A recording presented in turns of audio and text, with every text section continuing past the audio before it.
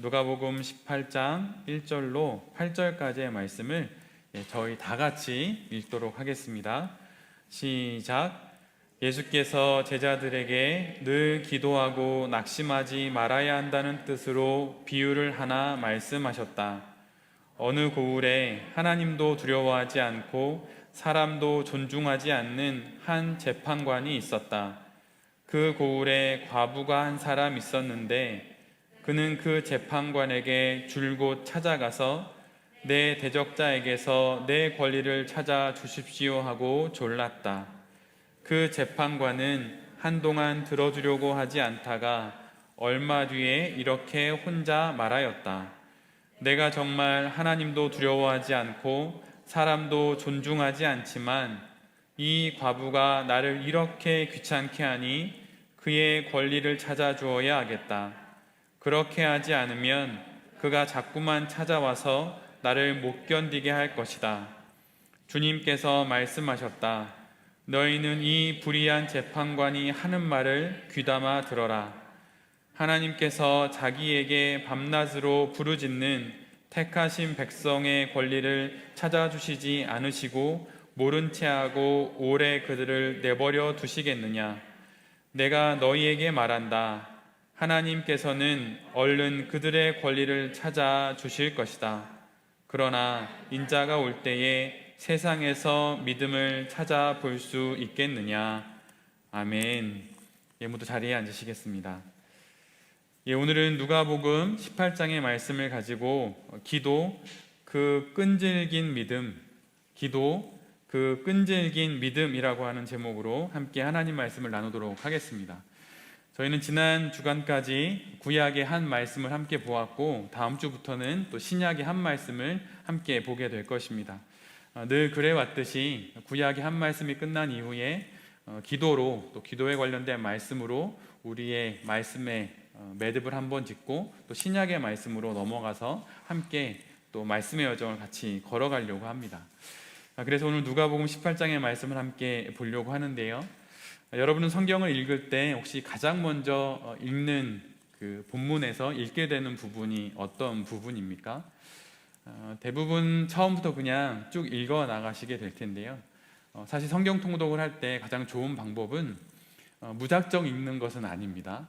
그러니까 성경 통독을 평생에 여러 번 하게 될 텐데 만약 그렇다 그러면 첫 번째 읽을 때는 신약을 읽으면서 예수님이라고 하는 단어가 있으면 그 단어를 줄치면서 읽는 거예요.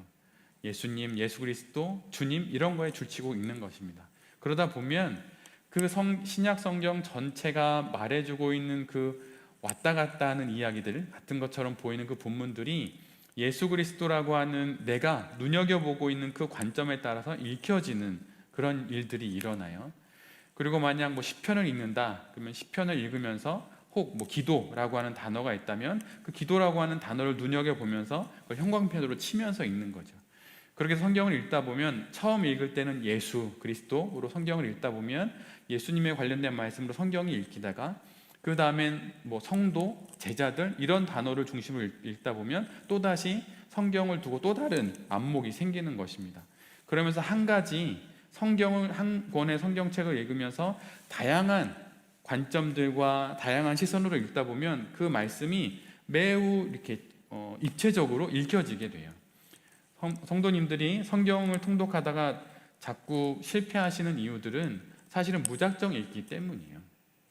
그렇기 때문에 그 안에서 하나의 관점을 갖고 읽는 것이 매우 유익합니다.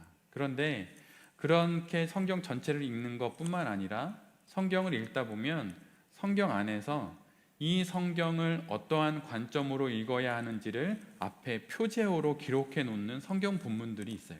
대표적인 게 시편이죠.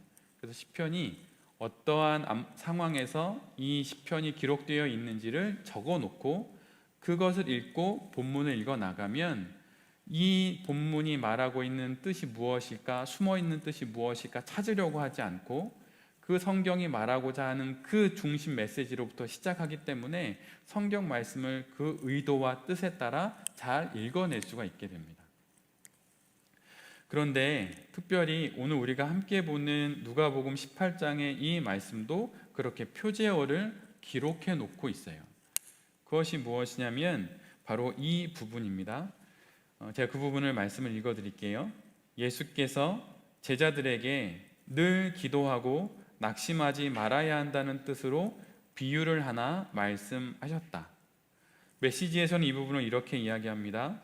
예수께서 그들에게 끈질기게 기도하고 절대 포기하지 말아야 할 것을 가르치려고 이야기를 들려주셨다.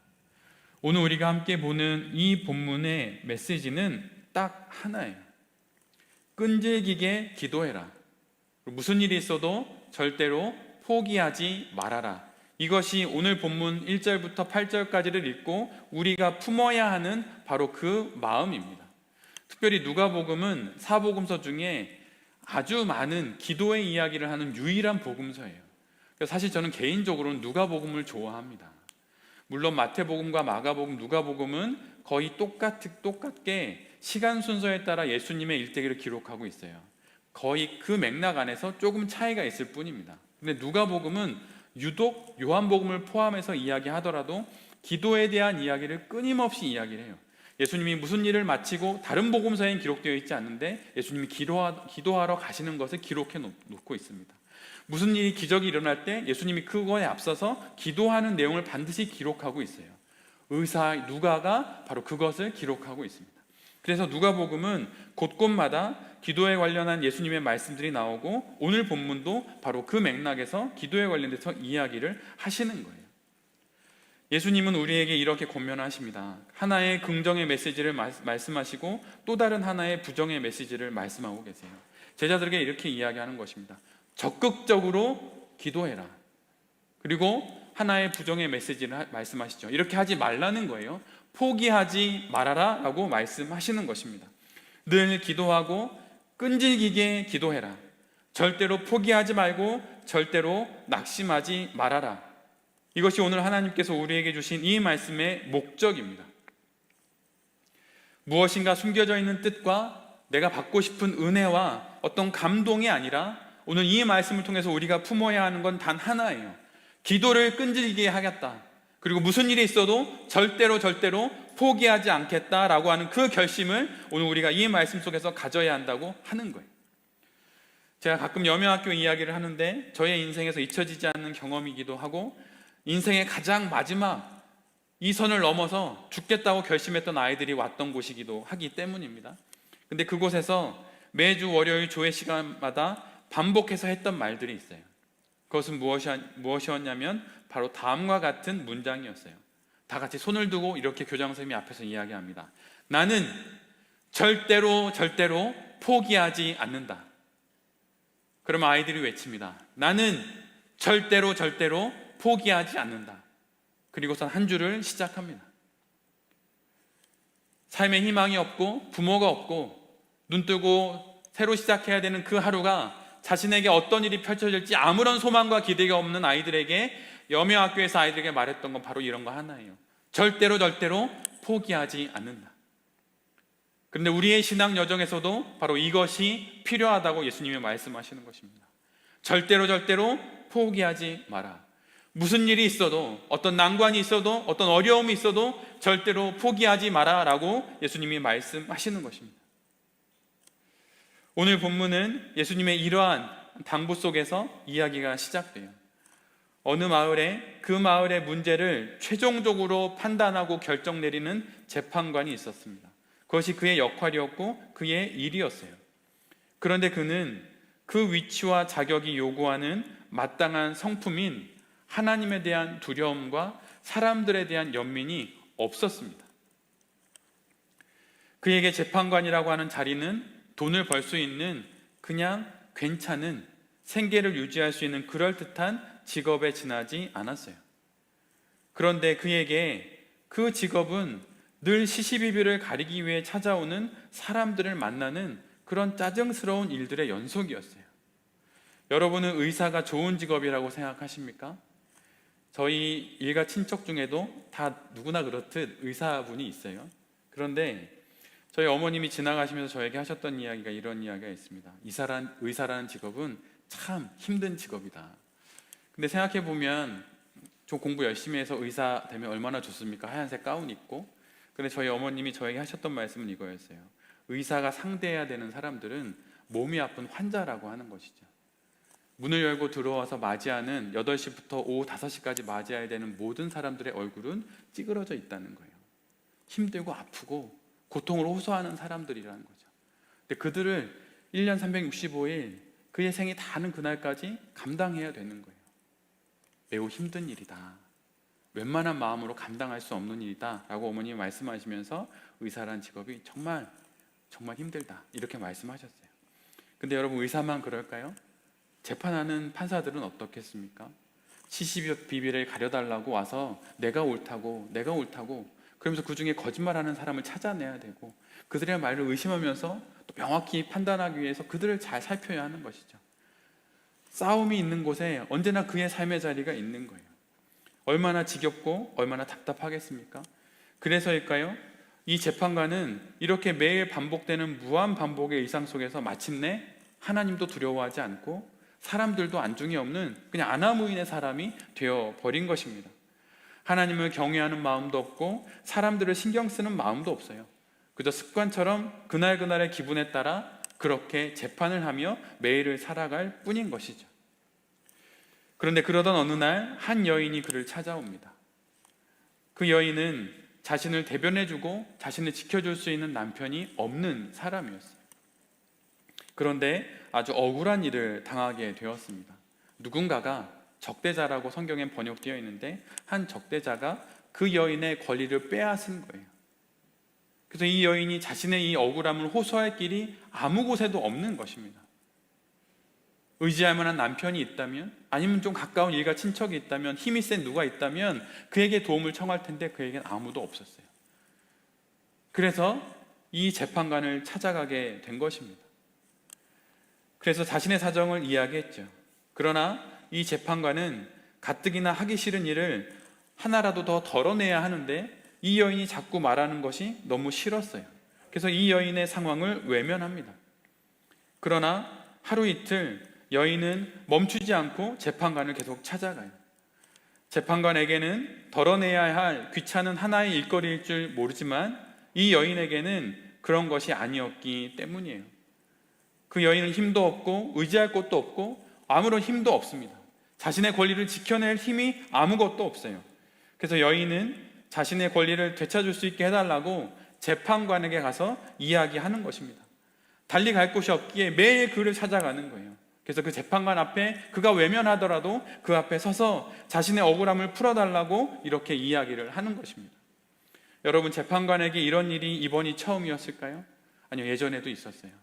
예전에도 이런 일은 있었고 한 주 두 주 이렇게 미루다 보면 어느새 모든 사람들이 포기하고 집으로 돌아갔습니다. 그리고 이후에 그들에게 무슨 일이 벌어지는지, 그 일이 어떻게 되는지는 재판관에게 아무런 관심사가 되지 못했어요. 그렇게 모든 일들은 유야무야 사라졌고 그렇게 재판관은 하루하루를 살아 여기까지 왔지요.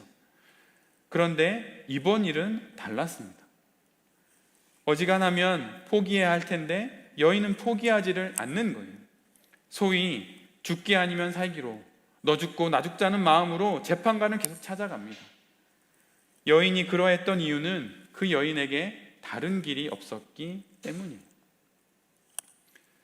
여인의 그 끈질김 앞에 이제 여인이 아니라 재판관이 죽을 지경이 됩니다. 출근하는 길에 여인이 재판관 앞에 서지요. 근데 무시하고 들어갑니다. 그러다 오전 일을 마치고 점심을 먹으러 재판정을 나오는데 또 그 앞에 여인이 서 있는 거예요. 그래도 무시하고 지나갑니다. 그리고 오후에 다시 재판정에 들어가서 일을 치르죠.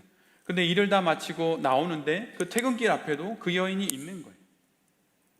그리고 그 퇴근길을 넘어서서 이젠 집 앞에 그 여인이 자리를 하고 자신의 억울함과 자신의 간절함을 호소하는 것입니다. 하루 이틀 이렇게 시간이 지속되던 어느 날 재판관이 이렇게 생각을 하는 것이죠. 이 재판관이 이렇게 이야기를 합니다. 그 본문을 제가 메시지로 읽어 드릴게요.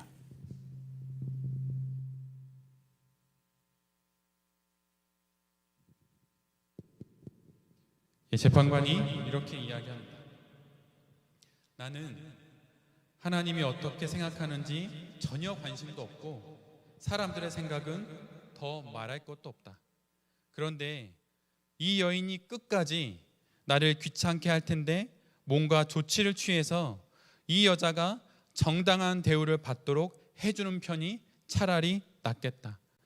그러지 않으면 이 여자 때문에 내가 복겨 못 살겠다. 성경은 이 이후에 어떤 일이 벌어져 있는지 기록하고 있지는 않습니다. 그러나 아마도 재판관은 여인의 청을 들어주어서 이 불의한 상황을 바로잡아 줌으로 말미암아 여인에게 닥친 이 불의한 일을 해결해 주고 자신에게는 귀찮았던 이 일을 마무리 지었을 거예요.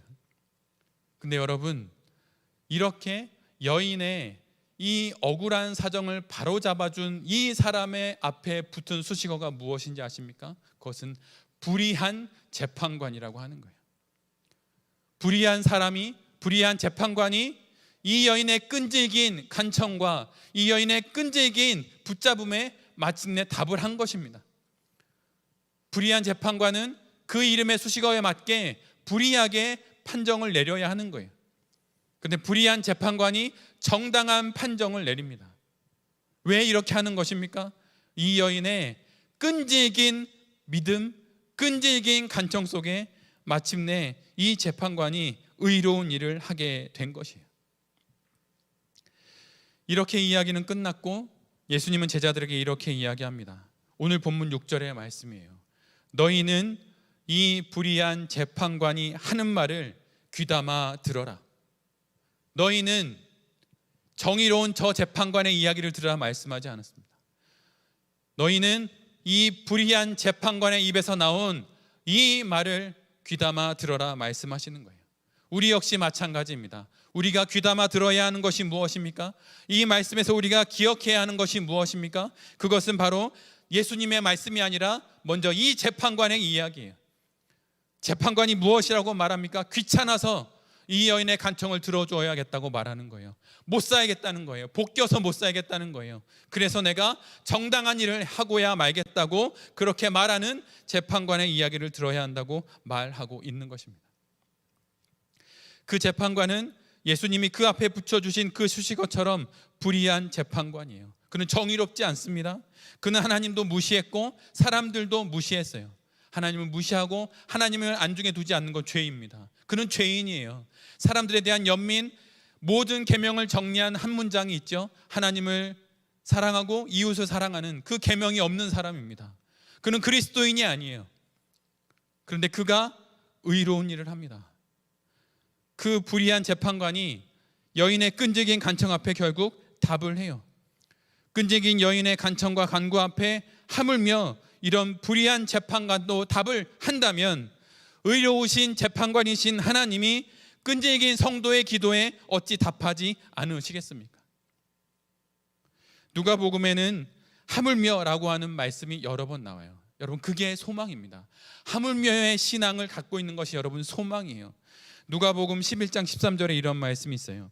너희가 악할지라도 좋은 것을 자식에게 줄 줄 알거든 하물며 너희 하늘 아버지께서 구하는 자에게 성령을 주시지 않겠느냐 하시니라. 누가복음 12장 28절에 이런 말씀이 있어요. 오늘 있다가 내일 아궁이에 던져지는 들풀도 하나님이 이렇게 입히시거든 하물며 너희일까 보냐. 그리고 이렇게 말씀하십니다. 믿음이 작은 자들아. 여러분, 하나님 앞에서 고상할 필요 없습니다. 뭐 있는 것처럼 할 필요 전혀 없어요. 여러분, 그것은 다 쓰레기 같은 것입니다. 하나님 앞에서 여러분 그것은 아무것도 아니에요. 다 고만고만합니다. 하나님 앞에 나와서 있는 척 하지 마십시오. 목사라고 사모라고 신앙생활 10년 20년 했다고 집사라고 여러분 아무것도 아니에요. 장로라고 아무것도 아닙니다. 고상할 필요 전혀 없어요. 힘들면 힘든 대로, 어려우면 어려운 대로 하나님께 기도하는 거예요. 내 뜻대로 여러분 되지 않는 세상입니다. 자녀들이 내 뜻대로 되지 않아요. 내 계획대로 인생이 풀리지 않아요. 여러분, 근데 무엇으로 가진 것처럼 고상하게 하나님께 나아갑니까? 여러분, 다 고만고만합니다. 그런데 어찌 그 고만고만한 인생 속에서 하나님 앞에서 이 여인처럼 왜 울고불고 하지 않나요? 왜 끈질기게 기도하지 않습니다? 않습니까? 여러분, 끈질기게 기도하지 않는다는 것은 믿음이 없는 거예요. 누가복음 12장 28절의 말씀처럼 하물며 너희를 이렇게 입히시는 하나님이 있는데 왜 너희는 기도하지 않느냐? 이 믿음이 적은 자들아, 예수님이 이렇게 말씀하시는 것입니다. 끈질기게 기도하지 않는 것은 여러분 다른 것이 아니에요. 형편이 어려워서 아닙니다. 배운 게 없어서 아니에요. 기도에 대해서 몰라서 아닙니다. 믿음이 작은 거예요. 하나님 말고도 의지할 만한 것이 많기 때문에 하나님 안 찾아가는 것입니다. 여러분, 오늘 본문의 이 여인이, 남편도 없는 이 여인이, 도와줄 사람이 없는 이 여인이 왜 하나님을 찾아갑니까? 왜 재판관을 찾아갑니까? 갈 곳이 없기 때문이에요. 의지할 곳이 없기 때문입니다. 재판관이 이 여인을 따뜻한 눈빛으로 바라봤겠습니까? 한 번만 더 하면 내가 너의 청을 들어주겠다, 그런 눈빛으로 봤을까요? 여러분, 아니에요. 무시했어요. 깔봤습니다. 제가 예전에 인도에 무슨 세미나 참여차 신학하기 이전에 같이 갔던 적이 있어요, 교수님들과. 근데 제가 너무 마음 안 좋은 광경을 본 적이 있어요. 인도의 아그라라고 하는 성에 갔습니다. 붉은색 벽돌처럼 되어 있는 성이에요. 대부분 그쪽에 가면 방문하는 곳입니다. 그런데 제가 너무 안타깝게 봤던 건, 그곳에 갔더니 관광지는 어디든 그런 게 있잖아요. 구걸하는 사람들이 있습니다. 그런데 왜 인도에는 그런 분들이 많았는지 모르겠는데 네 발로 걸어 다니는 장애인들이 그렇게 많은 거예요. 근데 안내하시는 분들이 저희들에게 이렇게 얘기했어요. 주면 안 된다. 마음이 아파도 주면 안 된다. 주는 순간, 1달러라도 주는 순간 거기에 있는 모든 사람들이 몰려온다는 거예요. 주지 마라, 주지 마라. 신신당부해서 아그라 성을 구경하고 나오는데 계속 이렇게 다 오시는 거예요. 근데 마음은 그렇다 하더라도 더 복잡한 상황이 위험한 상황이 벌어지니까 주지 못하고 왔어요. 그래서 이제 우리가 타야 하는 봉고차가 있어서 글로 이제 왔습니다. 그런데 거기까지 쫓아오는 한 아이가 있는 거예요. 네 발로 걸어오는. 그런데 맨 마지막까지 그 네 발로 걸어오는 한 아이가 있었어요. 제 생각엔 13살쯤 된 것 같아요. 근데 그 아이가 마지막까지 찾아오니까 그 안에 있던 한 교수가 그 아이에게 1달러를 주었어요. 거기까지는 얼마나 좋습니까? 근데 그 다음에 그 교수가 이렇게 이야기했어요. 1달러쯤은 벌려면 이 정도는 해야지. 근데 제가 그 얘기를 듣고 엄청난 분노가 일었어요. 전 대학원생이었는데 제가 너무 화가 났어요. 너무 화가. 그리고 그 이후에 그 연구 그 모임을 나왔는데, 여러분, 그 아이를 한번 생각해 보십시오. 그 교수 말고 얼마나 간절했겠어요. 여러분, 1달러면 아마 그곳에서 며칠은 살 수 있는 돈일 것입니다. 그 아이가 만약 다른 곳에 가서 무엇인가 먹을 것이 있다면 그렇게까지 했을까요? 그 길밖에 없는 거예요. 나를 무시해도, 모르는 외국어로 날 무시하고 나를 비하하는 눈을 쳐다봐도 그 길밖에 없는 거예요. 여러분, 만약 내 아이를 살릴 수 있다면 여러분 무시한다고 여러분 그 사람 안 가겠습니까? 저희 가정에도 그런 일이 있었어요.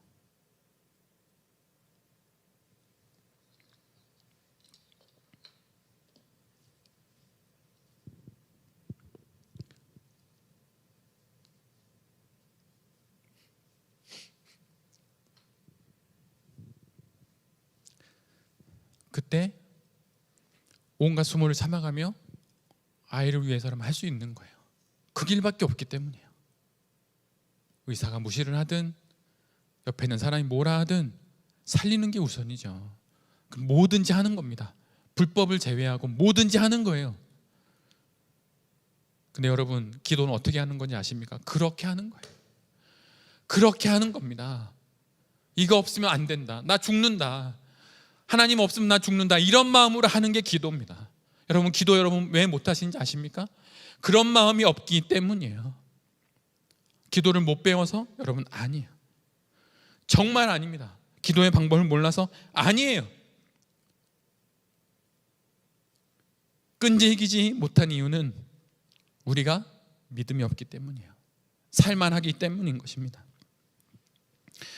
예수님께서 이렇게 말씀하세요. 그런데 오늘 본문에 이런 말씀을 하세요. 예수님의 맨 마지막 말씀이에요. 그러나 인자가 올 때에 세상에서 이런 믿음을 볼 수 있겠냐? 예수님의 말씀입니다. 메시지는 이렇게 번역해 놓고 있어요. 그러나 인자가 다시 올 때에 그렇게 끈질긴 믿음을 이 땅에서 얼마나 찾을 수 있겠느냐? 여러분, 이 시대는 이런 믿음을 보기가 더 어려운 시대가 되어버렸어요. 끈질기지 않습니다. 하나님께 매달리지 않아요. 기도하지 않아요. 왜 그런 것입니까? 믿음이 없기 때문이에요. 아직 살만하니까 그런 겁니다. 제가 예전에 제 아내 얘기를 한번 했었는데, 저희 집에 있었던 일을 잠시 이야기합니다. 한번 얘기했던 것 같아서 안 해도 될 것 같은데 안 들으신 분이 계신 것 같아서 얘기해요. 저희 민율이가 눈이 안 좋은 거 몇 번 말씀드렸습니다. 눈이 자꾸 밖으로 돌아가요. 그래서 큰 병원에 가서 확인했더니 눈 동공 바로 1mm 옆으로 노란색 큰 점이 있는 거예요. 그게 조금이라도 안쪽으로 돌아왔으면 1mm라도 가운데로 왔으면 한쪽 눈은 못 봐요.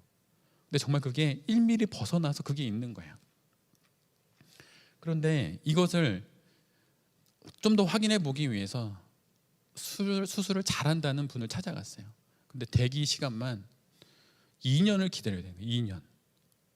여러분 어떻게 하시겠습니까? 여러분이 만약 그런 입장이에요. 2년 뒤에 볼 수 있대요. 2022년에 그분에게 접수하면 2024년에 보는 거예요. 여러분 어떻게 하시겠어요? 여러분 그 앞에서 그러면 난 안 된다고 막 내 아이 죽는다고 막 다 때려 부시고 막 이러겠습니까? 할 수 있는 방법이 없어요. 무슨 인맥으로 뭘 하겠습니까? 없어요. 그래서 저희 가정이 했던 것은 이거였어요. 아내가 손으로 편지를 썼어요.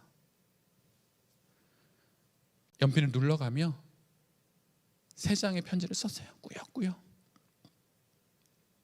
제가 왜 이럴 수밖에 없는지, 이 어미가 왜 이럴 수밖에 없는지를 구구절절히 적었어요. 그리고 그것을 갖고 그 교수 그 진료보는 그 안과 앞에 가서 기다리고 있는 거예요. 대학병원이니까 사람이 얼마나 많아요. 근데 정말 감사한 것 중에 하나는 제 아내의 여동생인 처제가 아이 눈검사를 위해서 날짜를 잡았는데 우연히도 그 교수 또 그날이었어요. 근데 여러분 그 안에 들어가서 내 조카도 봐주니 제 아들도 봐주세요 이러면 봐주겠습니까? 안 되는 거죠. 또 얼마나 겁이 나요, 부모 입장엔.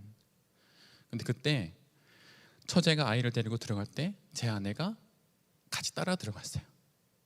그리고 편지를 책상에 놓았어요. 그런데 그걸 안 받더라고요. 왜 안 받을까요? 돈인 줄 아는 거예요. 돈 받으면 안 되니까. 내 아내가 편지라고 한 번만 읽어달라고 그렇게 사정을 했어요. 앞에서 울면서. 그리고 3분 정도 뒤에 아내가 나왔어요. 편지나 읽었겠습니까? 그런데 그 어미의 간절함이 얼마나 간절했든지 그 의사가 길을 알려줬어요. 나를 만나려면 2년이나 걸리니 내 밑에 있는 의사에게 먼저 진료를 봐라. 그리고 아이의 상태를 보고 내가 일정을 다시 잡아주겠다. 이렇게 한 거예요. 그래서 몇 주 뒤에 그 밑에 있는 의사에게 진료를 보고 아이의 상태가 좀 빨리 봐야 할 상황이라 그리고 얼마 지나지 않아서 진료를 받습니다. 여러분 우리 가정에 다른 길이 있다면 여러분 그렇게 했을까요? 전 원래 그런 거 싫어해요. 전 신세 지는 거 정말 싫어합니다. 누가 돌베이 교회 개척한다고 할 때 돈 보내줘도 제가 받지 않을 돈이면 전 돌려줬어요. 저 신세 지는 거 싫어해요. 근데 여러분 왜 이렇게 하는 것입니까? 길이 없기 때문이에요. 근데 여러분 기도는 어떻게 해야 되는 거라고요? 이렇게 하는 거예요. 기도는 못 배워서 못하는 게 아니에요. 기도는 간절함이 없기 때문에 못하는 거예요. 영성신학을 공부하지 못했기 때문에 기도 못하는 게 아니에요. 간절함이 없기 때문에 못하는 거예요. 하나님, 제발 이 일을 풀어달라고 이 여인처럼 붙잡고 재판관을 찾아가도 그렇게 기도하는 거예요. 여러분들 왜 기도하지 않으십니까? 내 신앙이 하나님 요 모양 요 꼴이라고 말씀도 가까이 하지 않고 기도도 하지 않고 지난주의 신앙이나 지금 신앙이 똑같은데 왜 기도하지 않으세요? 여러분, 끈질기게 기도해야 하는 것입니다. 끈질기게, 이 길밖에 없다고 생각하고 끈질기게 기도하는 거예요. 이 여인처럼 기도하는 것이 바로 기도의 모든 것입니다. 기도의 처음이자 이게 마지막이에요. 위대한 신학자들도 다 이렇게 이야기했어요. 기도의 시작과 기도의 마지막이 무엇인지 아느냐? 그것은 이 여인과 같은 끈질김이라고 말했어요. 하나님을 붙잡는 겁니다. 하나님을 끝없이 찾아가는 거예요. 하나님, 당신 말고 내가 길이 없습니다. 당신 말고 내가 살 방법이 없습니다 라고 하며 하나님께 매달리는 것이 바로 기도하는 거예요. 지난주까지 우리 교회에서는 15주간의 복음기도 모임이 있었습니다. 호흡기도, 침묵기도, 렉시오 디비나, 복음묵상기도, 예수기도, 센터링 침묵기도까지 배웠죠. 그리고 제가 계획해놨던 건 그 뒤에 보는 기도, 걷는 기도, 의식성찰 이런 게 있었어요. 아직 남아 있습니다. 웬만한 신대원 강의보다도 더하다는 이야기도 들었어요. 좋은 의미로 말씀하신 것입니다. 그런데 여러분, 아무리 기도에 관한 이야기를 듣고 기도의 방법을 배운다 하더라도 그보다 중요한 것은 끈질긴 믿음이에요. 어떻게든 살리겠다라고 하는 믿음이에요. 어떻게든 이 문제를 풀겠다라고 하는 믿음이에요. 그 믿음이 있어야 기도가 되는 것입니다. 우리가 기도하지 못하는 이유는 다른 데 있지 않아요. 이거 하나밖에 없어요. 끈질기지 않기 때문이에요. 예수님이 찾기 원하시는 기도의 자세가 무엇인가요? 기도에 대한 지식, 기도 속 대단한 신비의 체험, 여러분 이런 거 아닙니다. 끈질긴 기도예요. 이것은 누구나 할 수 있는 기도입니다. 누구나 할 수 있는 거예요. 그러기에 내가 하지 않으면 여러분 내가 지금 기도 안 하는 사람인 거예요. 배움이 없기 때문에 아니에요. 내가 기도의 방법을 익히지 못해서 아니에요. 끈질기지 않기 때문이에요. 여러분, 끈질기게 기도하십시오. 찾을 때까지, 하나님께서 응답하실 때까지 여러분 끝까지 기도하세요. 그럴 때 마침내 하나님께서 응답하실 것입니다. 캔터베리의 대주교인 로안 윌리엄스가 쓴 책 중에 그리스도인이 된다는 것이라고 하는 제목의 책이 있어요. 나중에 우리 교회에서 세례교육을 받는 분들에게 그 교재로 삼으려고 생각하고 있는 책이기도 합니다. 근데 그 책의 가장 마지막 부분은 기도에 관한 이야기를 담고 있어요. 근데 그가 기도에 관한 권면을 3개를 하는데 그 중에 마지막으로 하는 권면이 다음과 같은 것입니다. 여러분 잘 들어보세요. 그가 이렇게 이야기해요. 마지막 셋째, 기도할 때 우리에게 필요한 일은 신실하게 최선을 다하며 포기하지 않는 자세이다. 지금 무슨 일이 진행되는지 확실하게 알지 못할 수도 있다. 당황하거나 낙심할 수도 있고 또 결코 어떤 일도 일어나지 않는다고 끝이라고 느끼게 될 수도 있다. 그러나 기도란 여러분을 위해 거기 계시는 하나님을 위해 여러분도 거기 있겠다는 약속이자 맹세이다. 바로 여기가 그리스도인들이 기도를 시작하고 끝내는 자리이다. 그 위대한 아주 유명한 로안 윌리엄스라고 하는 이 시대의 믿음의 선인이 말하는 것입니다. 여러분, 기도할 때 우리에게 필요한 것은 단 하나, 신실하게 최선을 다해서 포기하지 않는 자세라고 하는 거예요. 나의 신앙의 게으름과 영적인 실증과 육적인 게으름, 그것을 벗어나는 것이 여러분 기도의 첫 번째예요. 그리고 그것이 마지막입니다. 그것이 없으면 어디를 가든 신학 석사, 박사를 받든 어떤 신비한 체험을 하든 아무것도 소용없어요. 여러분, 그런 끈질김과 최선을 다하고 신실하게 포기하지 않는 자세가 기도의 전부예요. 어머니의 그 편지, 눌러 쓴 그 편지, 그거에 응답했던 의사처럼 하나님께서 응답하시는 거예요. 그리고 이것이 바로 우리의 기도를 들으시는 그 하나님 앞에서 우리가 약속하고 맹세해야 할 것입니다. 기도의 자리를 지키는 거예요. 끈질기게 그 자리를 지키는 것입니다. 끈질긴 그 기도의 자리가 기도의 시작이고 기도의 마지막이에요. 신실한 믿음의 선인이 이렇게 이야기한다면 당연히 우리도 이 자리를 지켜야 하는 것이겠죠. 여러분, 끈질기게 기도하십시오. 무슨 일이 있어도, 어떤 일을 겪더라도, 어떤 사연을 만나도, 어떤 사건을 만나도, 어떤 사람들을 만나도 여러분 끝까지 기도하십시오. 그럴 때 하나님께서 마침내 응답하실 거예요. 요즘 시대는 기도에 대해서 참으로 많이 이야기해요. 근데 여러분 기도하지 않습니다. 여러분 요즘 시대는 전도와 선교에 대해서 정말 많이 얘기하지만 전도하고 선교하지 않아요. 이 시대는 예배에 대해서 참으로 많이 이야기하지만 예배하지 않습니다.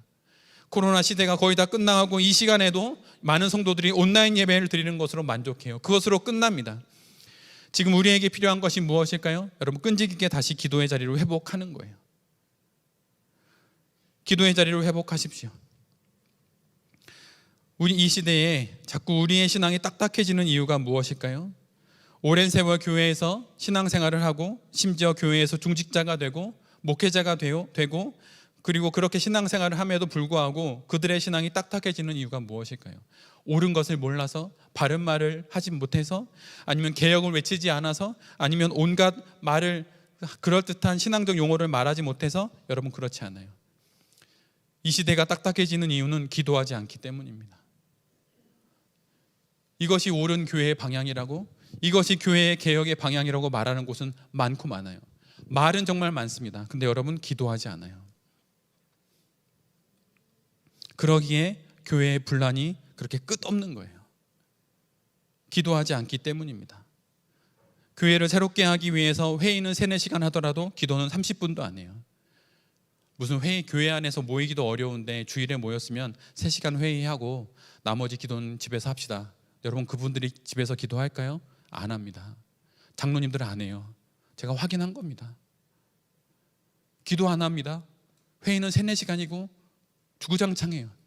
이 회의에서 어떻게든 나의 의견을 반영해서 이 교회를 내가 원하는 방향으로 이끌어 나가기 위해서 온갖 것을 다 합니다. 법도 찾아요. 세상법 찾고 교회 법 찾고 노회와 총회의 법 찾고 성경책 들이대면서 이야기합니다. 근데 여러분 기도하지 않아요. 그래서 교회가 딱딱해지고 딱딱해지니 나뉘는 거예요. 여러분 오직 기도만이 우리의 신앙을 부드럽게 하고 그것만이 생명을 살립니다. 제가 신앙생활하면서 간직하는 말씀이 있어요. 이거는 성경에서 나오는 말은 아닌데, 딱딱한 것은 죽음에 가깝고 부드러운 것은 생명에 가깝다. 여러분 그리스도인들은 부드러워져야 하는 거예요. 무엇으로 부드러워질까요? 여러분 기도로 부드러워지는 겁니다. 왜 기도하면 부드러워질까요? 기도는 만남이기 때문이에요. 하나님을 만나면 그분을 닮아가는 것입니다. 그분 곁에 가면 그분의 결을 담는 거예요. 신앙생활 30년, 40년 전도사 목사가 됐는데 올라가면 올라갈수록 신앙의 연수가 길어지면 길어질수록 딱딱해. 여러분 그거는 가짜입니다. 가짜일 수 있는 가능성이 훨씬 더 많아요. 우리 시대에 회복되어야 될 것이 무엇인가요? 여러분 그것은 기도하는 거예요. 오늘날 일반적인 그리스도인들은 거의 기도하지 않습니다. 여러분 정말 기도하지 않아요. 저는 우리 교회가 그런 교회가 되기를 원치 않습니다. 정말 원치 않아요. 저는 기도로 우리 교회가 한없이 부드러워지고, 기도로 우리가 한없이 하나님을 온전히 섬기고, 기도로 서로를 향해서 한없이 연민을 품기를 전 간절히 원합니다. 그래서 기도만이 여러분 우리가 품어야 할 가장 큰 신앙의 첫 번째 일이라고 할 수 있어요. 여러분 기도의 위대함은 한순간의 열렬함이 아니라 끈질긴 믿음에 있어요. 예배 한번 드리고 뜨거울 수 있죠. 저는 우리 예배가 그러기를 원합니다. 제가 예전에 설교할 때는 앞도 잘 쳐다보지 않았어요. 원고를 다 적고 처음부터 끝까지 읽어 나갔습니다. 그리고 원고에서 단어 하나라도 바뀌게 설교하지 않으려고 그걸 끊임없이 쳐다보면서 설교를 했어요. 근데 저는 그렇게 하고 목회를 그만두고 싶지 않은 마음을 돌베개 교회에 와서 갖게 되었어요. 원고대로 설교 다 하지 못해요. 다 하지도 못해요. 다 끝내지도 못해요. 그런데 이 예배만큼은, 이 설교만큼은 우리 안에 뜨거운 하나님의 불이 붙여지기를 간절히 원해요. 그러나 우리의 신앙에 가장 중요한 기도의 덕목이 있다면 그건 끈질기게 기도하는 거예요. 끈질기게, 기도의 불이 붙지 않아도 끈질기게 기도하는 거예요. 오늘날 일반적인 그리스도인들은 거의 기도하지 않는다고 말씀을 드렸습니다. 그런데 여러분 왜 기도하지 않을까요? 너무 쉽게 절망하기 때문이에요. 기도해도 답이 없기 때문이에요. 몸이 낫기를 기도했는데 웬걸 몸이 더 아파집니다. 자녀가 이번만은 잘 견뎌주기를 바랬는데 견뎌주질 못하는 거예요. 이 시기를 잘 지나가기를 원했는데 잘 지나가지 않게 된 것입니다. 기도할 수 있겠습니까? 근데 여러분 제가 매일 아침 보는 톨스토이의 인생 독본이라는 책이 있어요. 그 책에 지난주에 제가 만났던 한 문장입니다. 이 말씀을 잘 한번 들어보세요. 그도 그리스도인이었잖아요. 그가 이렇게 이야기하는 거예요. 끝이 없는 불행은 드문 법이다. 절망은 희망보다 더 기만적이다. 대개의 경우 희망이, 그럴듯한 희망이 사람을 기만하고 사람을 속이고 유혹한다고 생각합니다. 근데 여러분 그렇지 않아요. 특별히 한국 사회는 더더욱 그렇지 않고 이 시대는 더더욱 그렇지 않습니다. 사실 우리의 인생에서 희망보다 더 기만적인 건 절망이에요. 이 생망, 이번 생은 망했다고 하는 거죠. 여러분 그런 거 없습니다. 하나님이 살아계신데 우리의 생이 왜 망합니까? 절망은 없는 거예요. 신앙이 있는 한 절망은 없는 것입니다. 희망보다 성도들을 더 기만하는 것은 절망이에요.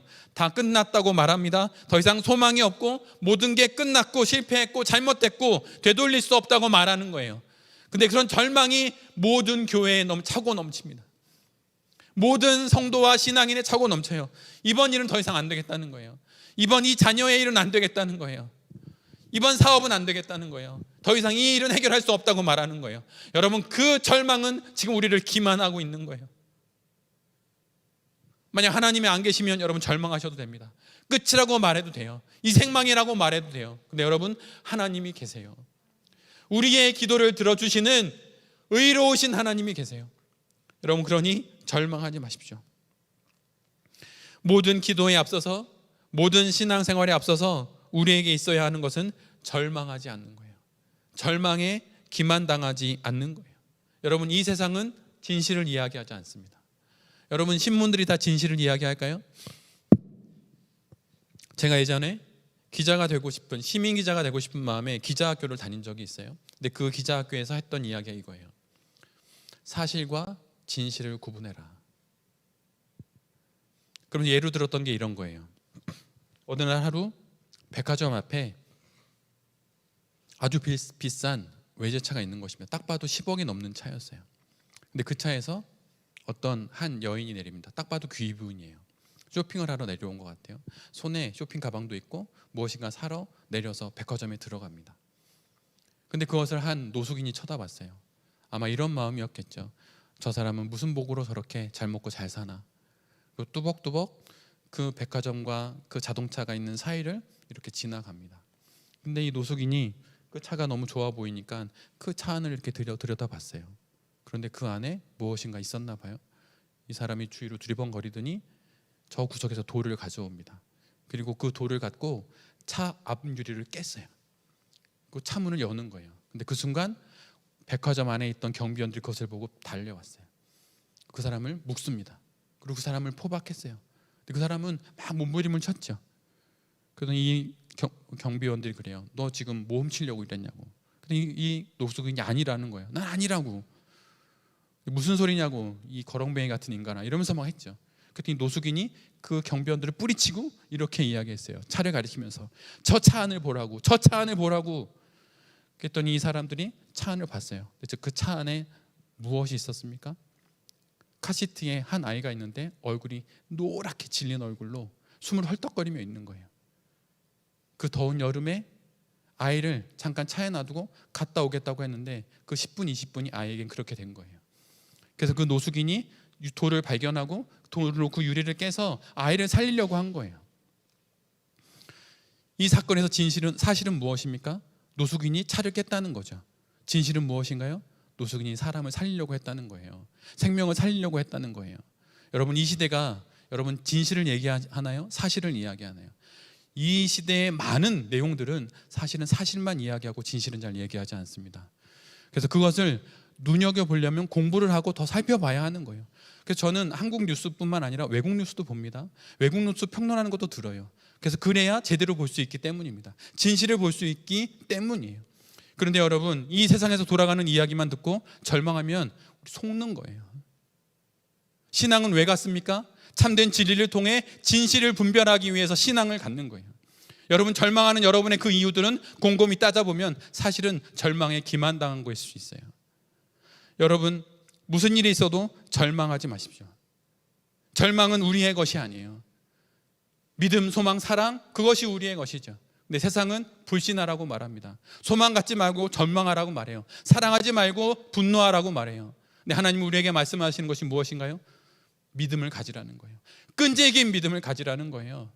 절망하지 말고 소망과 희망을 품으라고 하는 거예요. 에레미야 선지자가 말했듯 내가 품은 너희들을 향한 나의 뜻은 미래와 희망이라고 말씀하신 그 말씀처럼 우리 안에 희망을 가져야 하는 것입니다. 그리고 세상이 아무리 분노를 퍼붓는다 하더라도 하나님 사랑과 이웃 사랑을 포기하지 않는 것이 바로 우리의 신앙이에요.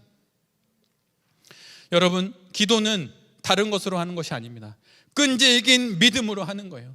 불타는 그 믿음으로 하는 거예요. 여러분, 사는 만큼 기도합니다.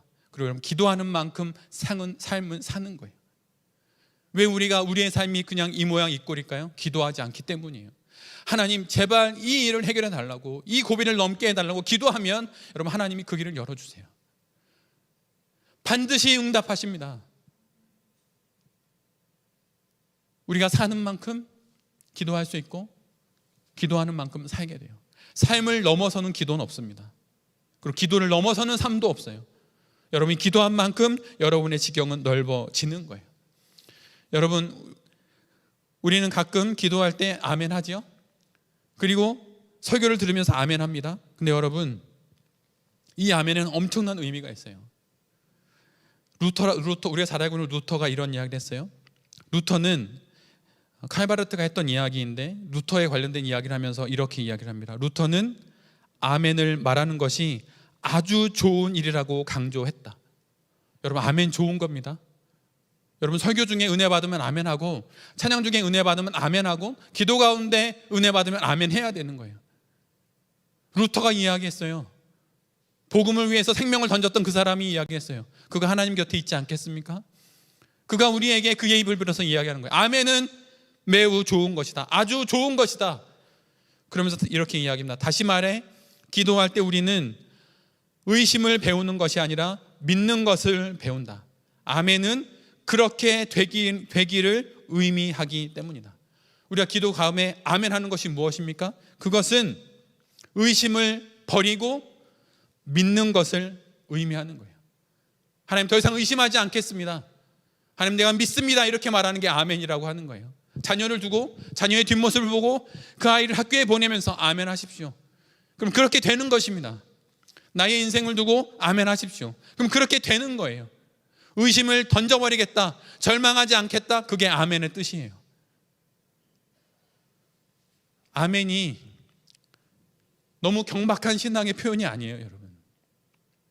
아멘 해야 되는 것입니다. 여러분, 아멘 해야 되는 거예요. 루터가 좋은 거라고 하지 않습니까? 의심하지 않겠습니다, 절망하지 않겠습니다라고 말하는 게 아멘이라고 하는 거예요. 그리고 칼바르트는 이어서 이렇게 이야기해요. 기도는 우연의 내 삶을 맡기는 그런 시도가 아니다. 기도는 미지의 세계를 향한 그런 여행도 아니다. 기도는 시작에서와 마찬가지로 이런 확신, 하나님께서 그렇게 해주실 것이다 라고 하는 그 믿음을 갖고 그 확신으로 맞춰야 하는 것이다 라고 말을 했어요. 그래서 그 기도의 말미에 아멘 하는 거예요. 맞습니다, 그렇게 이루어질 것입니다 라고 말하는 것이죠. 아멘이 의미하는 것은 우리가 우리 자신 안에서 필요와 소원에 대해 느끼는 그런 확실성보다 하나님께서 우리 기도를 들어주실 것이라는 확신이 훨씬 크다는 사실입니다. 여러분, 기도는 왜 하는 건가요? 아멘은 왜 하는 것입니까? 내가 확신합니다, 이게 아니에요.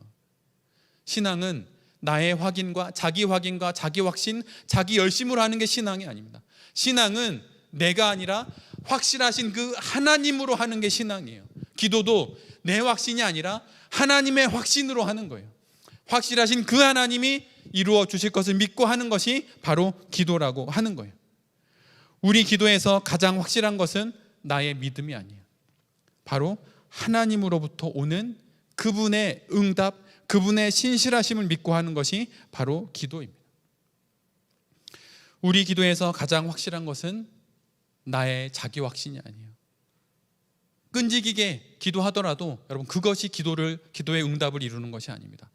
그것을 들어주시는 의로우신 재판관이신 하나님, 그분의 응답을 믿기 때문에 우리가 그렇게 끈질기게 기도하는 거예요. 하늘 보좌를 흔들어서 기도한다, 여러분, 이것을 잘못 오용해서는 안 됩니다. 무엇이든 자꾸 흔들면 되겠다, 그게 아니에요.